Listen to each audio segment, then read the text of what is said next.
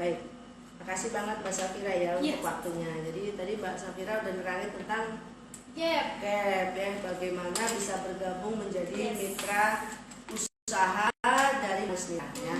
Jadi kita menawarkan secara jasmani, rohani, dan kantongnya sehat. Nah, karena iya, 3 hal itu sangat mempengaruhi ya. Sehat jasmani, sehat rohani akan terbentuk jika kantongnya sehat. Jadi salah satunya yaitu harus dipenuhi jasmani dan rohani ya. Seperti itu. Baik. Mungkin pertemuan kali ini Ajeng mau menyampaikan tentang beberapa materi yang berkait dengan kurban. Ya. Kurban. Jadi kalau perspektif kurban menurut analisa kesehatannya gimana? Ya, tetapi ini menurut perspektif saya ya. Tapi kalau perspektif yang lain mungkin juga berbeda. Jadi nggak ada salahnya kita kan bisa discuss, ya kan? Sharing ya. Sharing gitu. Kalau Mbak Safira ini pengetahuan agamanya luas. Kalau mau tanya-tanya ya beliau ini juga ustazah. Ya, mau nanya-nanya syarat berkurban tuh gimana gitu kan? Kemudian syarat berkurban yang memenuhi ya tentunya udah balik ya. Terus mampu ya. Jelas mampu. Terus jangan memaksakan. Nah, terus syarat dari hewan kurban harus gimana? Sehat, tidak ada penyakit mulut dan kuku ya, sangat tren ini. Bayangkan untuk berkurban harus sehat, gak boleh cacat.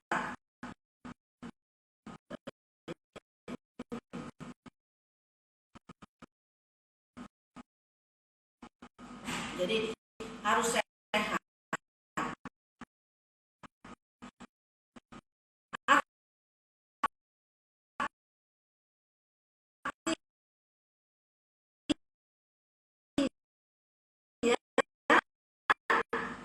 Sehat itu bagi manusia. Penting bagi kurban, bagi kesehatan yang habis. Nah, ada dua, kambing yang mau dikurbankan. Kalau bisa ditanya, mungkin saya nggak tahu hadisnya ya, kambing itu seneng kali ya. Kalau matinya adalah dipakai untuk di jalan Allah. Iya benar, dia senang. Pernah dengar nggak riwayatnya? Gimana kira-kira senyum manis kalau gigi gingsul? Ya, kambingnya itu akan ridho, akan rela gitu ya. Lebih baik mati disembelih untuk kurban daripada mati ditabrak truk gitu. Ya, jadi kambing itu pun ingin bermanfaat gitu ya. Makanya banyak kejadian-kejadian yang kalau mau disembelih dia nunduk, ada yang meneteskan air mata, karena air mata itu ada 2 versi terharu, ya. Bisa saja terharu ya kan? Nggak mungkin ya kalau Vira kalau apa ya kira-kira kalau pacarnya ditelepon atau suaminya ditelepon nggak akan nangis aja, nangis. Nggak punya duit mau jalan Daniel, nangis, nggak punya duit buat beli pulsa. Ya, jadi yang pertama kita lihat dari syarat kambing itu yang dikurbankan adalah kambing yang sehat. Nah, arti sehat di sini sehat secara jasmani. Jadi si kambing itu terlihat kukunya juga tidak ada penyakit, mulutnya tidak ada penyakit, bahkan sampai bentuknya itu diharapkan normal ya, tidak cacat ya. Tidak cacat. Kalau nggak salah dia itu kalau dengklang apa namanya? Pincang ya? Pincang. Nggak boleh kan? Nggak boleh, harus sehat. Nah itu, pincang nggak boleh, harus sehat. Nah artinya kita menjaga diri ini, maaf ya, kalau bukan mendiskreditkan orang yang mengalami pincang, tetapi ini sedang membicarakan tentang kambing yang mau kurbankan aja memiliki syarat nomor 1 adalah sehat. Maka kita dari situ kita ambil hikmahnya apa? Kita kalau mau beribadah nomor 1 itu harus sehat. Sehat jasmani, sehat rohani. Kita bisa khusyuk kalau kita sehat. Orang tanya ya, mau nggak percaya, Ibu Sartina nih ada kesaksian. Mungkin beliau mudah-mudahan nonton ya. Ibu Sartina kan ustazah tuh, mau ngajar ngaji ke sana sini, waktu itu nggak bisa ditekuk badannya, sakit tulangnya, akhirnya nggak bisa ngaji yang jauh-jauh, ngajinya yang dekat. Artinya sehat itu penting, ya penting sekali dalam berbagai saat. Mau sholat, Safira kemarin apa? Masalah tulang belakang. Kalau ruku sakit nggak?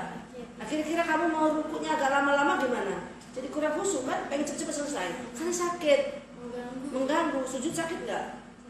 Sujud sakit. Jadi sujudnya tadinya, bacanya itu dengan apa sih itu namanya? Kalau khusyuk apa itu itu tenang ya, agak terganggu gitu kan? Karena ada gangguan. Ini makna dari kurban kita tilik dari sehat. Yang kedua, kurban itu harus ridho. Nah, jadi harus ridho gitu. Kenapa yang orang kurban tuh nggak boleh dipaksa? Tadi Mbak Fida bilang gimana? Kurban itu nggak boleh memaksakan atau dipaksa. Jadi nggak boleh dipaksakan, juga nggak boleh memaksakan diri. Artinya bagi yang mampu gitu. Nah, kenapa kita itu harus mengambil hikmah dari kata redho? Ingat, segala sesuatu itu butuh keredoan. Amal akan sampai ketika kita redho. Kita redho, Allah redho. Kalau nggak akan redho, kita dulu nggak redho. Kita dulu ridho dulu, baru Allah ridho. Kalau kita yang nggak ridho, Allah yang nggak ridho. Karena ada keterpaksaan, ya, ada sesuatu keadaan yang dipaksa. Nah, ini apa hubungannya dengan kesehatan? Ini saya mencoba, katanya kalau anak-anak muda ini menyelesaikan, saya belum bisa kurban, biarlah saya berkurban perasaan. Masya Allah. Saya belum bisa kurban, akhirnya saya berkurban perasaan. Dan ini udah ya, tahun kemarin kurban ya. Mbak Safira juga tahun kemarin ya, kalau misalnya kemarin ya, itu juga sudah berkurban. Mungkin orang berkurban berkali-kali, ya. Tapi kalau kurban perasaan jangan tuh berkali-kali. Sakit ya, sakit banget kurban perasaan berkali-kali. Tapi keredoan di sini kemarin ada hubungannya tentang kunci sukses, kecepatan di dalam kesembuhan. Jadi hikmah dari kurban kata redho ini ada hubungannya dengan kesembuhan penyakit. Ya, apa tuh kurang dari 20% baterai nih, colokin nih baterainya. Ya. Jadi kita lanjut lagi tentang keredoan. Tadi tentang syarat sehat. Bagaimana pentingnya kita menjaga kesehatan. Ya, hikmah dari kurban ini yang akan kita. Yang kedua adalah keridhaan, keredaan, keikhlasan. Kita kalau sakit, ya ikhlas dulu menerima keadaan. Misal, Mbak Fira kemarin sakit pinggang, gak usah nanya, aku ini dosa apa, sampai pinggang aku sakit, salah aponian, aku gotong semenida, ini tidak, ngapa anak sakit pinggang. Ya sudah, katakan apa kalau sakit? Yang pertama, katakan ya Allah, aku ridho dengan kondisi kesehatanku saat ini. Katakan itu. Yang kedua, jangan lupa istighfar. Astagfirullahaladzim, astagfirullahaladzim, astagfirullahaladzim. Apabila sakitku ini adalah akibat dari sebuah kelalaian. Kelalaian kepada diri sendiri maupun kelalaian kepada orang lain. Ya kita harus ridho. Misalnya, contoh, kalau kita harus ridho, kita kelalaian pada diri sendiri. Mungkin Mbak Safira ketika ngambil sesuatu yang gak sampai kan memaksakan diri, jadi akhirnya terangkat tuh, terlepas dari posisinya, ya kan? Nah, itu kita berarti sudah lalai terhadap diri sendiri, gitu ya. Atau apa misalnya ada orang yang mengalami kemarin lambungnya bocor, pasien. Saya bilang kita renungkan dulu. Saya sudah nggak makan pedas, saya nggak makan ini, saya nggak makan itu. Kenapa? Saya masih sakit. Nah, saya bilang ingat-ingat dulu. Kamu nggak makan ini, nggak makan itu kan setelah sakit. Waktu sakit, waktu belum sakit makan. Oh iya baru ingat, coba bayangin pada diri sendiri. Akhirnya lupa ya. Padahal dia pastinya bertahun-tahun makan pedas, apalagi level apa tuh? Level-levelan. Iya. Ada level 2, level 3, level 4. Pedas banyak berlevel. Pedas mampus. Nah, apalagi pedas mampus. Bahkan ada nih slogan yang mengatakan gini. Anda pedas, saya puasnya. Untung nggak gini, Anda pedas sampai diare, saya puas. Tapi ini benar, ada salah satu rumah makan, Anda pedas, saya puas gitu.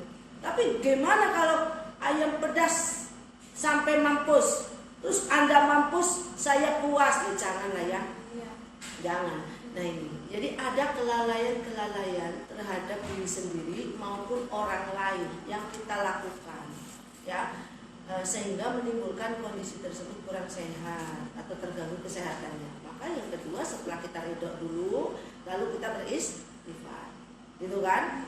Lalu yang hikmah kurban itu harus diusahakan apa tidak? Saya tanya, apa ujung-ujung datang untuk kambing ke rumahmu? Makan dong, diusahakan. Coba kisahnya Nabi siapa? Ismail. Itu kan tidak langsung depan rumah kan? Berjalan dulu kemana coba ceritain Mbak Fira.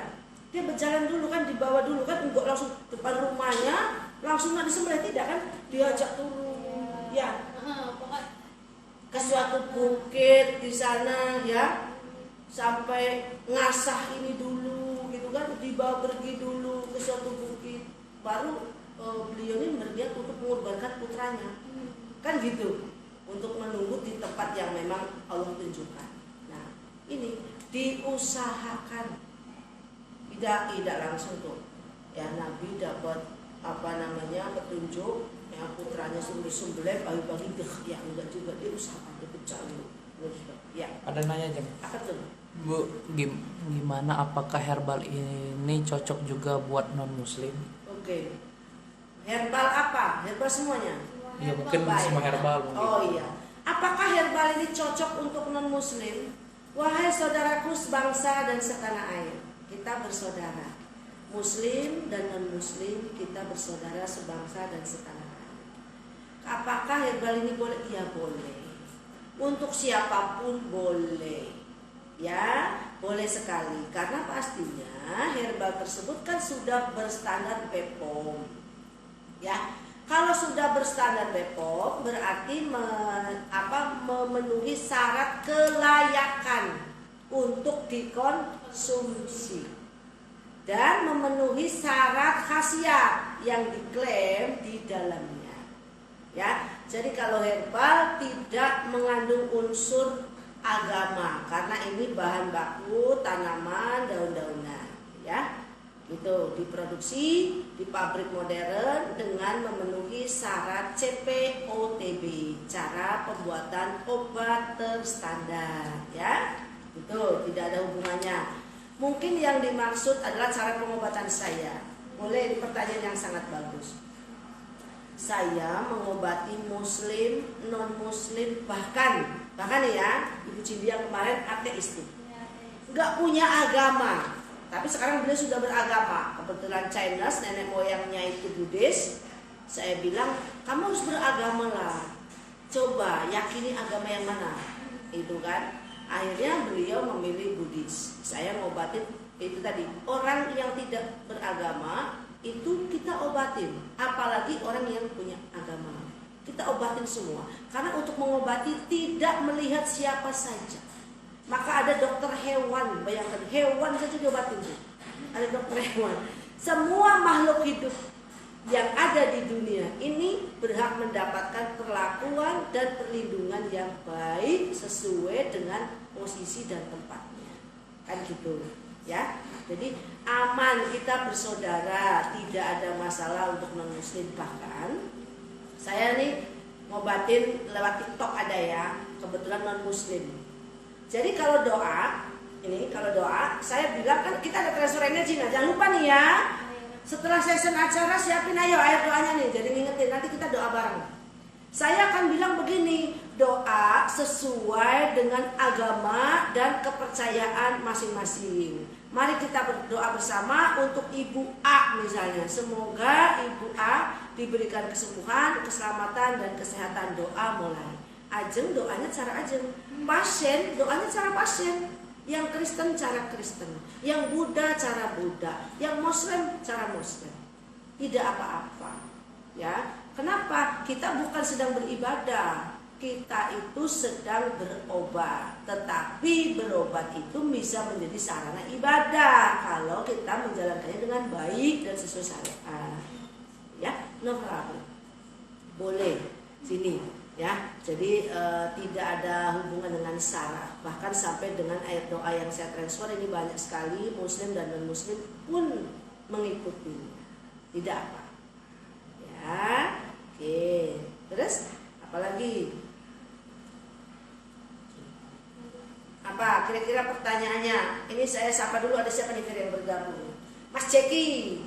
Ada Mas Ceki, ada Rita Indah 81 yang tadi bertanya Mbak Rita, ada Salami, ada Nariswari, ada siapa lagi ya?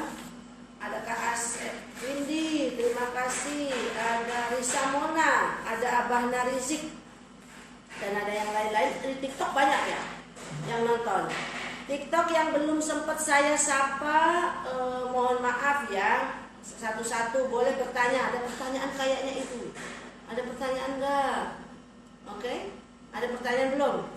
Belum, baik ya. Jadi kita membahas tentang hikmah berkurban tadi. Hikmah hubungannya dengan kesehatan ya. Bagi kesehatan jasmani maupun rohani. Kita tadi sampai mana, Fir? 1 tentang sehat. Ya, apa sehat itu penting. Jadi kita harus menjaga kesehatan. Kambing wae nak dikorbankan jadi sehat. Yang kedua harus ada keridoan. Nah, kita kalau udah sakit juga harus redo, harus ikhlas ya. Yang ketiga kita juga dari keridoan itu ada introspeksi diri, apakah ada kehilafan secara pribadi atau juga kepada orang lain. Lalu yang keempat adalah sebuah ikhtiar, bahwa kambing kurban itu diperoleh melalui ikhtiar. Dalam sejarah prosesnya juga dulu ya, ketika dilakukan mau penyembelihan untuk putranya tidak serta-merta sekonyong-konyong, tapi ada sebuah ikhtiar. Nah, ini juga kita kurban ikhtiar. Lalu yang terakhir adalah ketika Nabi Ismail itu diganti dengan kambing. Nah, ini yang terakhir ya. Domba ya sudah, aku nyebut domba, aku kambing ngomong pedes. Pedes sama aja ya. Yes, apa? Ada yang nanya. Apa? Bu, mau tanya apakah obat herbal ini bisa nggak dikombinasikan dengan obat dokter? Baik. Apakah obat herbal bisa dikombinasikan dengan obat herbal? Dengan obat kimia maksudnya ya. Tergantung obatnya apa. Yang saya sarankan untuk tidak digabung adalah satu jenis obat, yaitu pengencer darah. Kalau pengencer darahnya sudah pakai yang dokter, tidak usah pakai yang herbal. Tapi untuk yang lain itu masih bisa dikombin. Nah, caranya dijedain 2 jam. Banyak sekali pasien saya yang masih harus aktif mengkonsumsi obat kimia gitu ya. Lalu dia pelan-pelan kan ingin contoh nih ya, orang tersebut obat darah tinggi. Darah tinggi itu nggak boleh dilepas. Ya, nggak boleh dilepas begitu saja maksudnya ya. Maka dalam proses melepaskan diri dari obat kimia tersebut, pasiennya sambil terapi, minum herbal. Pertama minum setiap hari, kedua 2 hari sekali, lama-lama 3 hari sekali, lama-lama 4 sekali, lama-lama seminggu sekali. Dan alhamdulillah sampai dengan tensi yang stabil, beliau sudah tidak pakai obat kimia lagi, cukup dengan herbal. Nah, herbal juga bertahap, ada waktunya. Kalau misalnya dari ikuti program, setelah sekian lama saya program, nggak minum lagi. Jadi jawabannya boleh ya, khusus kecuali obat pengencer darah. Dan nanti cara minumnya dijedain 2 jam. Misalnya mau obat kimianya dulu atau obat herbalnya dulu, yang penting dijedain 2 jam. Apa lagi? Baik. Sambil saya bahas yang terakhir tadi ya, aku tadi saya jadi lupa apa tadi? Apa ya dia? Yang keempat tadi saya bilang. Ada pemirsa yang bisa ngingetin? Tadi saya ngomong apa ya? Yang ganti domba. Oh iya, ini dia. Setelah berusaha ya, Nabi Ismail ini sudah pasrah kepada Allah. Jadi ada kepasrahan nih. Bayangkan, kamu kira kalau Daniel besok pagi kau nak disembelih, ada yakin Daniel kabur berani ya? Belum ikhlas, Kak. Belum ikhlas. Iya kan? Ya. Tapi kalau Daniel kalau disembelih benar-benar dapat wahyu dari Allah ini katanya ini, ya. Tapi nggak ada wahyu kan, nggak ada nabi sih ya, nggak ada lagi. Nah kalau dulu Ismail bilang saya redo, ya kan, karena ini perintah Allah, masya Allah, benar-benar nabi pilih. Artinya ini ada keredoan tadi akan diganti. Nah, ini hikmahnya. Setelah orang berkorban itu diganti, rela dikorbankan saja diganti dengan domba.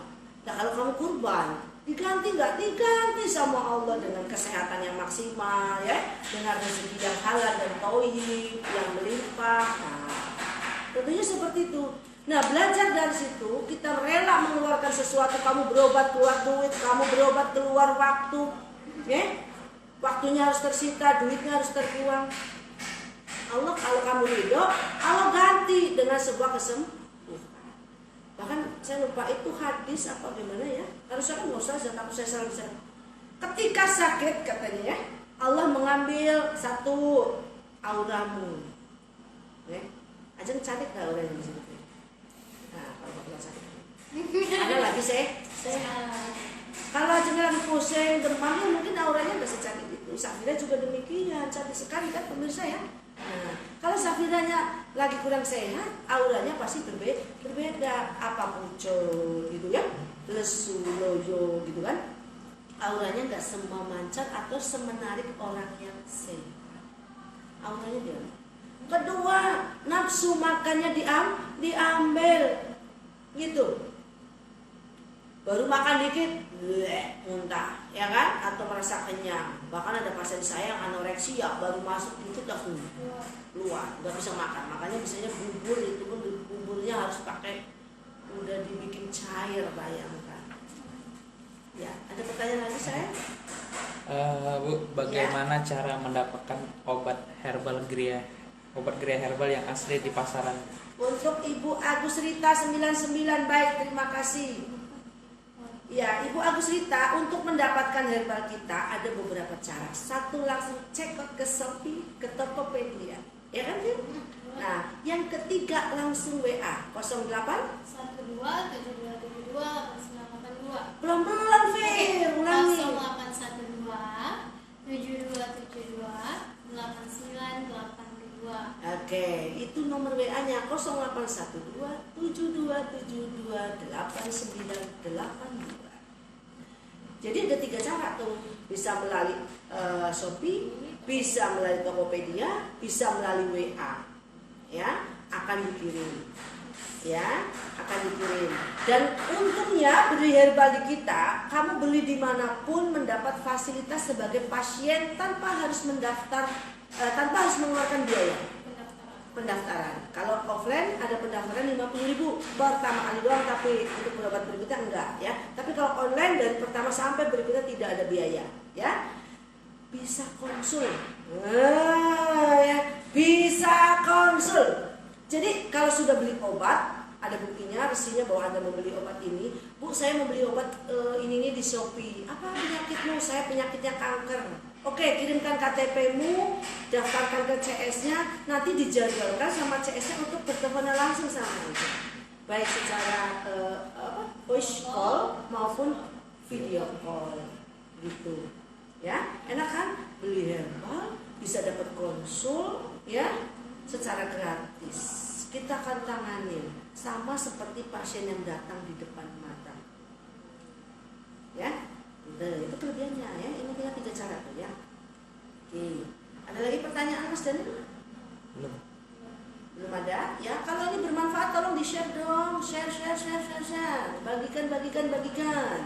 Ya.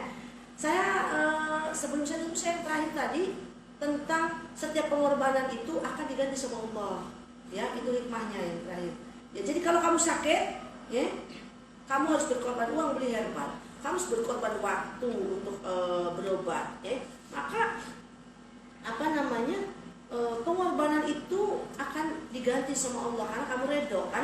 Nah, yang sakit tadi itu pertama memang diambil, auranya diambil, nafsu makannya diambil, bahkan rezekinya diambil karena kamu kan harus berobat tinggal ngeluarin biaya, ya.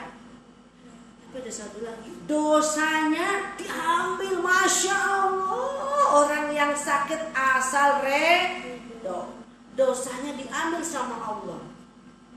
Maka kalau orang sakit tadi saya bilang kan, yang pertama katakan redo gitu, supaya dicatat menjadi sebuah pahala oleh Allah ya dalam keredoan. Dan luar biasanya nanti dikembalikan semua sama Allah. Iya, cuma satu yang gak dibalikin. Apa? Dosanya gak dibalikin, rasa sakitnya yang gak dibalikin. Itu Masya Allah, Allah disebut maha bijaksana ya, King of Wisdom, Gusti Allah itu ya. Rajanya bijaksana itu Gusti Allah ya. Jadi sakit ya diambil auranya, diambil nafsu makannya ya, kemudian diambil mungkin rezekinya ya, tapi ada lagi diambil juga dosanya. Kalau ikhlas, begitu sembuh dibalikin cantik cakepnya, dibalikin rezekinya, kan bisa kerja lagi tuh, bisa usaha lagi ya, kemudian lagi dikembalikan auranya ya, tapi tidak dikembalikan dosanya. Masya Allah, hebatnya keridhaan. Apa Mas? Maaf Bu, izin bertanya. Ya. Apa basic pendidikan yang pernah mempelajari ilmu? Basic Baik. Ajeng sebagai Basic saya ya. Oke. background Ajeng. Background saya, baik ini ada yang ingin bertanya, jadi saya harus cerita profil. Kadang itu saya malu-malu kalau cerita profil ya. Background pendidikan saya itu ada dua ya, yang formal. Satu, saya S1 Sarjana Ekonomi. Yang kedua, S1 Sarjana Kesehatan Tradisional. Itu background pendidikan saya ya. Sehingga saya, orang memang banyak bertanya-tanya, kenapa seorang SE gitu ya. Dulu karena keluarga saya kan usaha, latar belakangnya. Jadi dulu saya seorang pengusaha, kemudian saya juga seorang pekerja, saya pernah bekerja di sebuah perusahaan. Tapi mengobati orang lain itu sudah keturunan. Nah ceritanya begini, aku kan kecil dipanggil dukun cilik, suhu, apalagi lah banyak sebutan untuk saya. Karena saya masih kuliah juga udah ngobatin orang. Sampai aku disindir gini, lah katanya Jumaro ini di kos-kosan ditungguin nenek-nenek, emak-emak mau ditunggu cowok ganteng gitu loh ya. Saya sering diledekin kayak gitu. Jadi saya dulu itu dari non medis dulu, ngobatin orang tentang spiritual. Jadi kalau ada pemburu hantu ya, rumah-rumah berhantu, dulu Ajeng nangkepinnya. Sekarang masih mau nyuruh Ajeng nangkep. Janganlah, nangkepin penyakit berbuang ya, nggak ada waktu lagi. Jadi ngobatin orang disantet, ngobatin orang kesurupan, ngobatin orang gila dulu saya ya. Jadi dulu saya berasal dari spiritual ya, jadi apa sih namanya, supranatural. Jadi kalau ngobatin orang, saya nerawang, nanti dikasih resep daun ini, daun itu, daun ini, daun itu.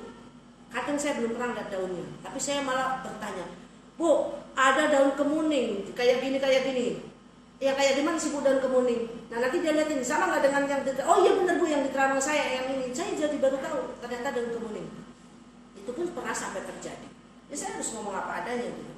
Dan itu sudah saya lakonin, benar-benar terjun ini tuh sejak kuliah. Kuliah pun saya sudah mulai. Tapi kalau kemampuan supranatural saya sudah dari kecil, cuma tidak diasah. Tahu-tahu pas saya masih mahasiswa, masih kuliah, saya sudah oleh keadaan, sebenarnya oleh keadaan teman satu kos saya sakit ya, kemudian berobat ke sana kemari, ternyata yang harus mengobati saya dan sembuh gitu. Dari situ saya yakin, oh berarti yang dulu masa kecil itu memang benar gitu ya. Kalau masa kecil tanyanya nomor togel lah. Sekarang jangan lagi ya. Ya terus ditanya lagi, akhirnya ngobatin yang kayak gitu. Jadi saya ngobatin orang hanya dengan air doa, baik penyakit medis maupun non medis. Saya masih ingat penyakit pertama yang saya obatin itu penyakit jantung bocor. Jadi saya ngobatin orang itu dulunya tidak bilang saya bisa ngobatin orang, enggak gitu. Ada orang katanya, Jumaro tolong dong doain saya. Doa saya nih bukannya seorang ustazah, kataku ya. Saya juga bukan keluar pondok pesantren, saya juga tolonglah doain, kemarin aku badannya enakan aja doain. Lalu diobatin sesuai dengan petunjuk yang ada supranatural, itu nggak bisa diterangkan dengan teori. Saya obatin, itu saya ingat 125 hari saya obatin. Si pasien jantung bocor itu diperiksa lagi ke Jakarta itu negatif. Alhamdulillah. Tapi pasien tersebut udah habis duit dulu, udah habis duit. Namanya anak kuliah sakit ya, merantau lagi ya. Saya lulusan S1 ekonomi di Unsika ya. Sekarang Universitas Negeri Singapura Bangsa Karawang. Di sana S1 saya untuk ekonomi. Kalau saya S1 kesehatan tradisional ada di STAB Nalanda di Jakarta Timur. Kalau magang udah sampai ke Singapura gitu ya, dan juga klinik-klinik di Jakarta. Ya kalau magang saya sendiri kan saya sudah ngobatin orang yang secara resmi ya terdaftar itu dari 2010. Terdaftar. Yang non terdaftar ya saya mungkin dari tahun 2000-an sudah ngobatin orang yang tadi cerita jurik, cerita segala macam ya. Jadi awalnya saya ngobatin orang itu adalah melalui supranatural, kemudian berdatangnya ke sini ya, aku tuh ngobatin ada orang kesehatan. Saya tidak menyebutin namanya, dia bilang kamu punya bakat yang luar biasa. Kenapa tidak daun-daun yang kamu resepkan melalui rawangan itu kamu buktikan secara ilmiah. Di mana nian aku bisa belajar ini? Ibu saya tukang jamu, ibu saya tukang jamu. Masih resep ini itu. Nggak tahu kalau ditanya kandungan kimiawinya apa, senyawanya apa, nggak bisa ibu saya. Yang jawabnya apa? Pokoknya ngono ya ngono. Nah iki ya iki, gue ya gue ngono loh. Daun ini sama iki untuk ini, daun ini sama ini. Kalau ditanya kandungannya apa ya nggak tahu. Itu resep turun temurun. Pada akhirnya saya mendapatkan usulan untuk melakukan kursus waktu itu di semester berapa ya? 6 atau 7 saya mulai kursus herbal. Saya kudu ada tuh ya. Ya itu saya kursus lah herbal. Kursus herbal. Ini belum sekolah formal ya, kursus herbal. Cuma belajar herbal aja. Jadi biar kalau saya terapi orang ngasih resep daun-daunnya saya tahu dasar ilmiahnya. Berkembang karena kebetulan saya hijrah di Palembang, pasiennya sudah banyak waktu itu ya. Maka alhamdulillah saya diajakkan rekan saya ya, bagaimana kalau kamu menempuh S1 kesehatan tradisional secara formal. Oh mau banget, padahal posisi waktu itu pasien lagi bludak banyak-banyaknya. Saya 4 tahun ini Jakarta Palembang sampai 2017 saya selesai menyelesaikan satunya seperti itu ya. Jadi latar belakang pendidikan saya kompleks seperti itu ya. Tapi yang pasti saya kasih tahu, saya nggak lulus TK. Iya, saya nggak punya rapot TK. Langsung kelas 1 SD. Gitu ya. Apalagi Bu, ya. apakah obat herbal itu ada masa kadaluarsanya seperti obat-obat lainnya? Oh iya, ada dong. Masa kadaluarsa itu ada. Semua processing yang masih ada kadaluarsa. Contoh, kecuali produk yang sudah datang dari Allah langsung ya, ini kan diolah dulu. Nih, bacakan Fir biar jelas. Kadaluarsa, expired date contoh nih. Sifat gluko. Contoh dari Siva Buko itu tanggal 5 bulan 2 2023. Ada di sini ada herbal tuh ada kode produksi dan juga ada expired date-nya. Ada, harus ada. Karena apa? Ini kan melalui penelitian, ya. Jadi melalui laboratorium otomatis ketahanannya seperti ini nih akan tahan berapa itu sudah ditentukan. Ya. Oke, apalagi pertanyaan yang bagus. Ada reseller gitu lah. Oke, reseller. Fernanda, halo Fernanda. Selamat bergabung Fernanda, reseller saya yang luar biasa ini. Dari kuliah, ini anak kuliah dulu ya. Sampai lulus kuliah. Halo Fernanda. Dia jadi reseller gara-gara ngobati mamanya. Mamanya sembuh. Ngobati dia dewe pertama tuh. Dia punya lambung kronik.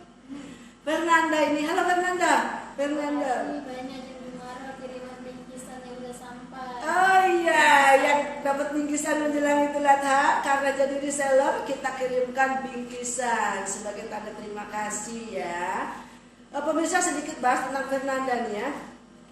Fernanda ini dulunya punya penyakit lambung ya Mas ya, kronik, masih kuliah kalau nggak salah dia nih. Ya kuliah sambil kerja apa ya, benar nggak sih Nanda? Ini anak-anak cerdas, hebat, luar biasa dan sangat berbakti pada orang tuanya dan masih bujang. Saya promosikan. Iya, yang mau ngangkat jadi mantu. Ya, anak ini luar biasa. Lalu berobat, sembuh, tertarik menjadi reseller nih. Kan udah berobat keluar duit nih ya. Di GHDJ yang duit itu bisa balik karena dia mau jadi reseller gitu kan. Nah, untuk produk-produk manis nira gitu ya. Nah, Fernanda sembuh lalu jadi reseller gitu. Dan sekarang dia sedang mengangkatkan ibunya dan pernah juga berobat neneknya. Pokoknya Fernanda ini sekeluarga sakit-sakit diobatkannya ke sini. Ya, terima kasih Fernanda, terima kasih kembali atas kepercayaan keluarga Fernanda terhadap GHDJ ya. Saya berdoa Fernanda support, semangat lagi di tengah-tengah kesibukannya. Ayo jalankan resellernya ya. Oke. Ada pertanyaan lagi? Cukup? Nggak ada? Nggak ada. Di TikTok ada? Seru banget ya? Seru ya? Seru. Seru. Ada pertanyaan di YouTube dulu? Nggak ada. Oke. Baik. Mungkin pertemuan kita hari ini itu ya, saya simpulkan kembali. Mbak Fira masih ingat kesimpulan bicara saya, hikmah kurban dihubungkan dengan kesehatan. Satu, ada kerelaan ya, ada introspeksi diri, ada usaha, kemudian ada apa tadi yang terakhir, ada keyakinan bahwa setiap pengorbanan kita akan diberikan balasan yang terbaik. Ada pertanyaan? Ada pertanyaan. Iya, tidak apa-apa. Dari Agus Rita.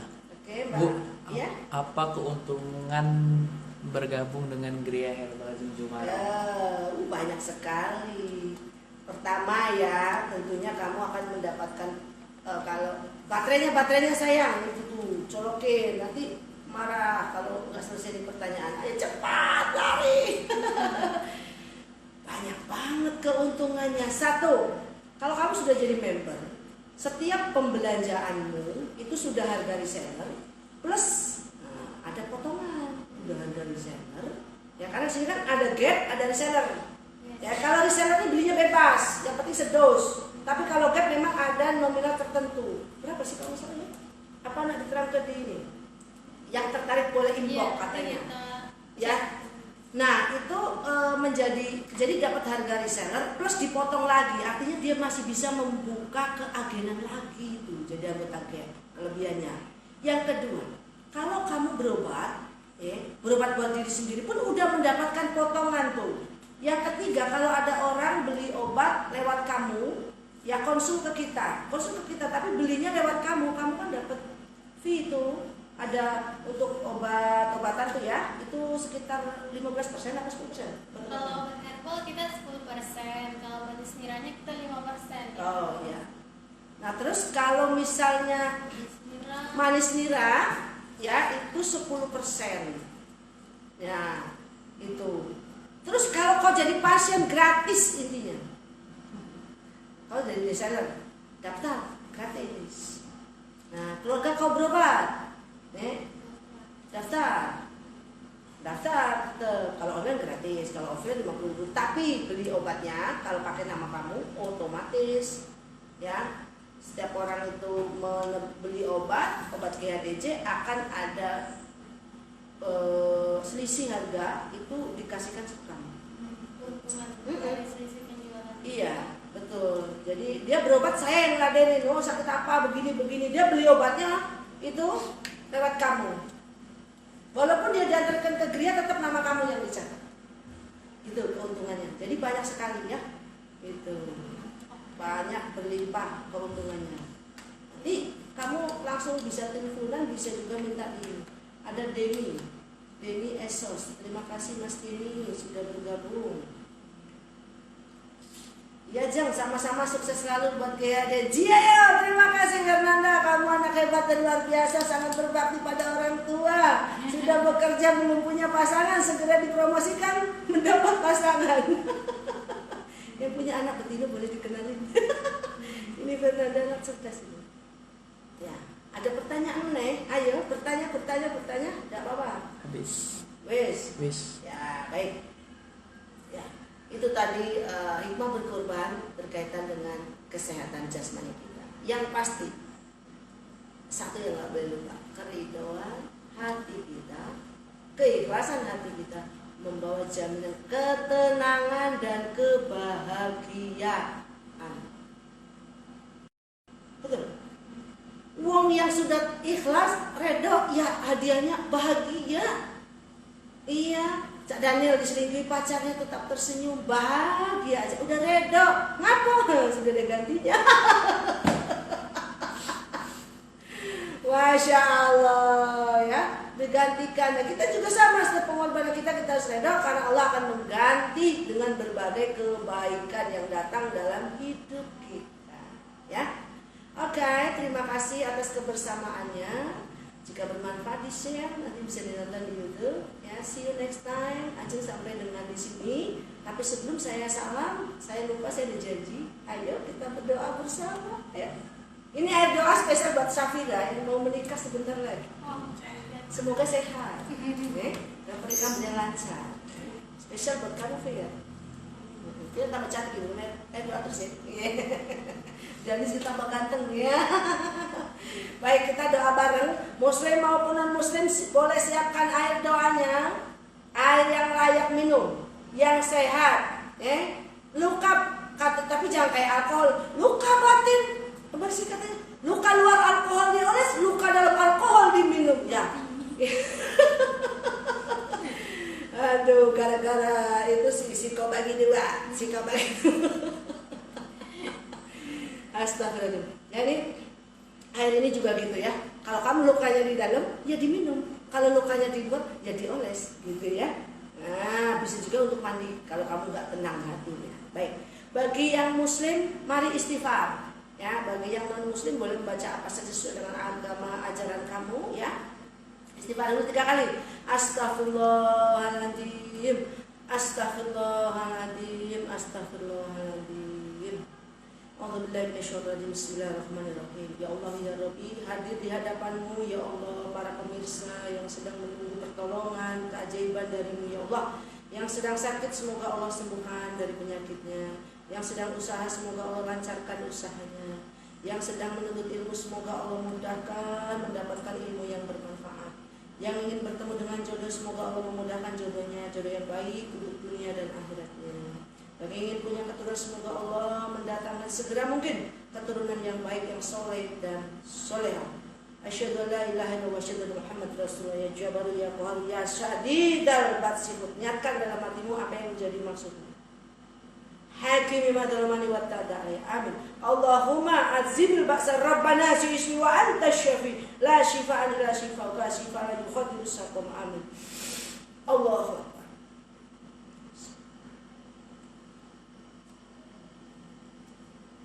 Amin ya Allah ya Rabbal Alamin. Afir spesial buat Syafir. Minum Afir, bismillah dulu 3 kali Fir. Baik ya. Yang di rumah juga.